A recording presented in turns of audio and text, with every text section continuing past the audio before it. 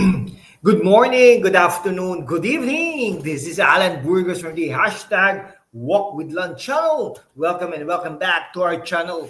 Guys, if you are not yet subscribed to our channel, please do it so now so that you can be a part of this growing family. Officially, we are now 10,419 subscribers. Thank you so much guys. God bless you all. Ang pag-usapan po natin today ay dyan sa Pasig City. Ayan po ang eastern part of the Metro Manila na para tila bagang walang asenso. Pero tignan po natin dahil meron po isang artikulo na talagang sinasabi po na si Vico Soto ay baksak.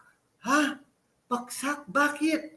Okay? And Diskaya, umangat. Totoo nga ba ito? Pasig update. Tignan po natin ha. Ito meron po isang artikulo magko-komento lang po tayo. Ito, ibig sabihin, hindi po natin sabi dito sa artikulong ito, ang rating po daw ni Vico Soto ay bumaba at si Diskaya ay tumaas. Nako, totoo nga ba ito? Pasig update. No?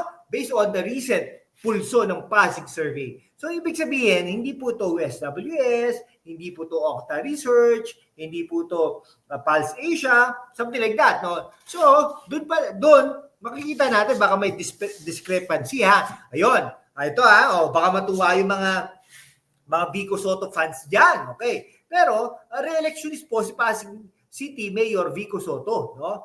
Pero tingnan mo naman, ang laki ng binabahan daw niya. Accordingly, allegedly kayo, mga Vico Soto fans, makinig kayo. Yan. Hindi lang panay, putik comment kayo ng comment dyan na hindi kayo nanonood at nakikinig. Mga putik kayo. Joke lang. Okay. 68% daw, no? Bumaba daw ito ng 52%. Pero anyhow, ano pa rin, majority pa rin, di ba? Pero ang dinecline po ng numero ni Vico Soto ay at least 10%. Di ba? Pero meron pong graph cases. Ito hindi ko nga po alam kung talagang umuusan itong graph cases na ito, pero may dalawang kaso po yan na final ng Pasigueño resident against Soto before the office of the ombudsman. No? Yung sa tax po yata ito, no? Allegedly. No? While temporary restraining order against Pasig's new City Hall projects was lodged before Pasig Regional Trial Court. Pero syempre talagang incumbent po si Mayor Soto. Baka manalo din po siya sa mga kasong ito. No? Ito, yung closest rival niya po, dalawa lang naman yata sila. So, closest po, no? Ito po si businesswoman at philanthropist na si Sara Diskaya. Okay? Ang ganda nga ng plataforma niya no? Kaya lang, bakit po ganun? Hindi po open yung mga taga-Pasig, no? Sinasabi, Smart City, paano siya gagawin? Meron siya programa pero alam din kung paano gagawin. Di ba? Pero bakit ganun? Talagang Vico Soto ang mga fans ng mga taga-Pasig. Hindi, bakit po kaya? Nakakita po ba kayo ng major projects sa Pasig City? Except for the regular duty of a mayor. Hindi po ba? Wala naman no? May mga project yata yung national, pero yung local talaga wala in comparison to Pasig City. May housing na po ba? Etc. Pero syempre, kayo pa rin po magdidesisyon yan. Kung talagang sapat na po sa inyo ang mga ginagawa ni Vico Soto, di so be it, walang problema. Di ba? Mabubuhay naman tayo dyan, di ba? Pero kaway-kaway lang. Kung talagang open naman kayo, open-minded, talagang i-consider mo yung Smart City na sinasabi ni Madam Diskaya. Pero kung hindi naman, wala, ganun talaga yon.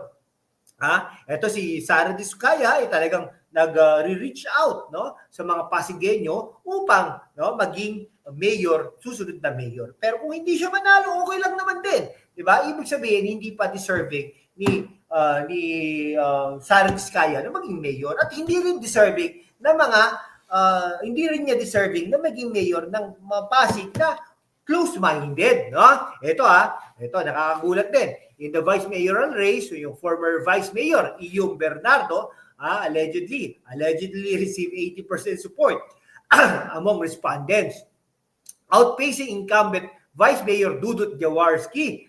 Dudot. Pero tingin ko mananalo ito si Dudot no? Hindi po natin alam, no? Who received 20%. The service margin of error is 1.33%.